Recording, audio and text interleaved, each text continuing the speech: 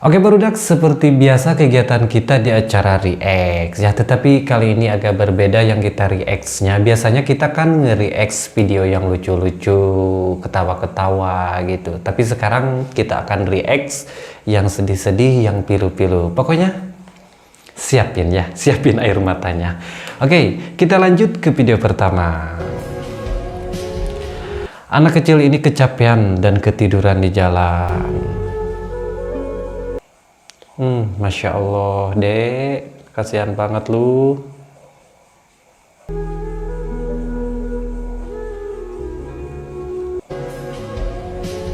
Aduh,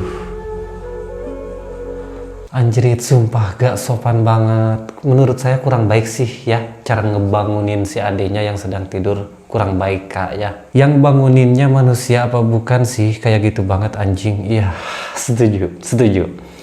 Coba perhatikan ibu jari yang bangunin si anak. Barusan gua udah perhatikan. Lah ini kan anak yang hilang itu woi. Nah mudah-mudahan ya, mudah-mudahan secepatnya bisa ditemukan oleh kedua orang tuanya. Sumpah kasihan banget liatnya. Aduh, kasihan banget sampai cemot mukanya. Terus cara ngebanguninnya itu loh. Aduh. Next. Please jangan di skip. Tak sengaja melihat mbah ini harus merangkak berjualan air mineral karena kehilangan satu kakinya.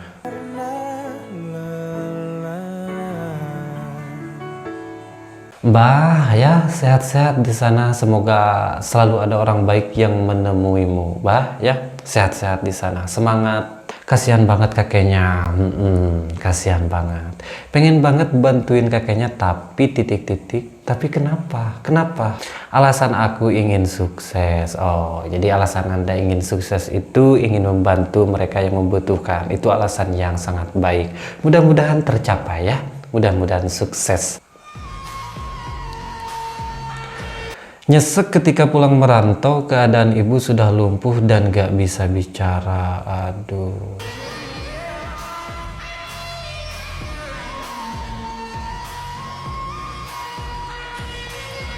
Pasti nyesek banget sih ini.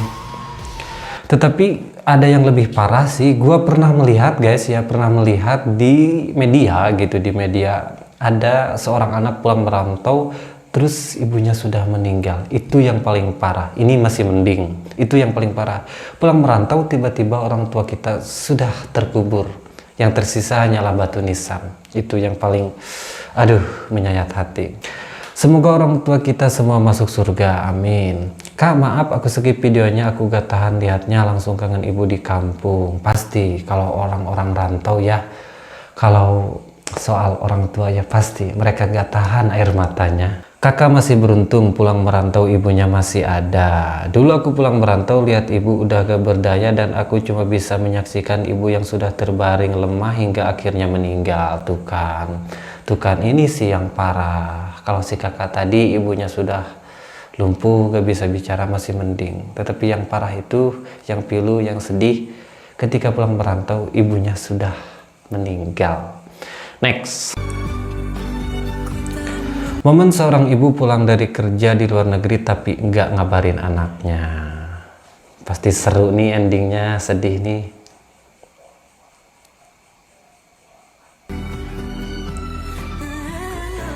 Mama katanya. Tuh kan pasti nangis ya anaknya. Mau nangis, mau gak nangis gimana? Mungkin sudah bertahun-tahun gak bertemu. Tiba-tiba ibunya datang. Tiba-tiba ibunya nemuin di jalanan lagi. Itu kan surprise banget ya. Pasti dunianya serasa hidup kembali. Ya pasti seorang anak pasti dunianya serasa hidup kembali ketika bertemu lagi dengan ibunya yang sudah lama terpisah ya. Kenapa gak berhenti dulu woi, anaknya ngejar?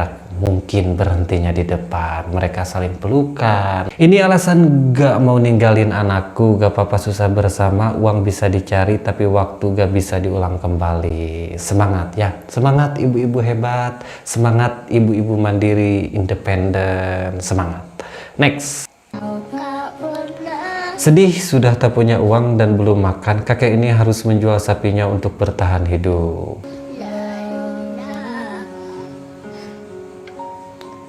Anjrit, lihat sapinya gua, aduh, kasihan banget. Mungkin ya si kakeknya juga berat ya, kelihatannya berat banget ngelepas sapinya untuk dijual. Aduh. Nih uang buat kamu, jangan bilang ke mama, kata si kakek nih. Cung di sini yang pernah digituin sama kakeknya, dikasih uang terus nggak usah dibilangin ya sama mama kamu. Tapi kakekku udah ada di surga, amin, mudah-mudahan ya.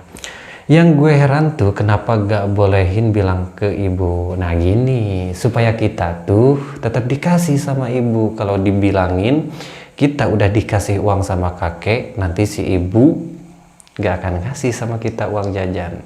Jadi kalau gak dibilangin makan double, dari kakek ngasih, dari ibu juga ngasih. Uang jajannya double banyak.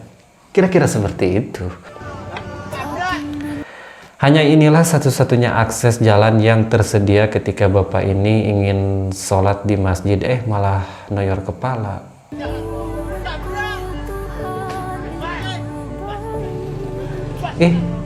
Anjrit, gak sopan sumpah. Nggak gini-gini guys. Cara negurnya itu gak sopan. Mungkin ya si kakeknya salah, oke. Tetapi apakah harus seperti itu cara memperlakukan orang yang lebih tua dari kita? Kalau itu bapak gua samperin orang yang noyor gak terima gua pasti. Sekalipun itu gua pasti sama bang ya. Gue juga bingung sih mau nyalahin yang mana, karena dari segi bapaknya kalau semisal tahu di situ acara dan gak ada akses jalan lain, mending sholat di rumah dulu sementara. Tapi di sisi lain, apakah begini memperlakukan orang tua? Nah itu yang menjadi pembahasan kita. Cara memperlakukannya, cara negurnya yang salah. Seperti itu. Bayangin itu kakek kita, aduh, pasti nyesek banget kalau seandainya itu adalah orang tua kita. Next. Aku dengar ibuku. Ibu aku gak sekuat itu. Tengah malam dia berdoa, ya Allah jangan cabut nyawa anakku, gantikan saja dengan nyawaku. Dan sampai umur 7 tahun doanya nggak pernah berubah. Mamaku sampai jual semua yang dia punya buat berobat aku. Ayahku sampai berhenti jadi dosen buat nganter aku ke rumah sakit 3 kali seminggu. Memang guys ya, pengorbanan orang tua itu kepada anaknya, aduh, hebat banget ya, hebat banget, sumpah tulus banget. Nah kita sebagai anak ke orang tua, apakah kita sudah mampu guys untuk membalas kebaikan mereka itu? Spek iblis kayak gua pun kalau tentang ibu tetap nangis kejar pasti bang. Ya sebrengsek-brengseknya kita sebagai anak pastilah kalau soal orang tua. Menunduklah ke bawah agar kamu tahu seberapa beruntungnya kamu saat ini. Anjrit dek, kasihan banget kamu. Tak pantas diri ini kusombongkan, melainkan bersyukur atas segala pemberian dari Sang Ilahi. Kita itu harus selalu bersyukur, ya, tetap rendah hati dalam hidup ini. Next.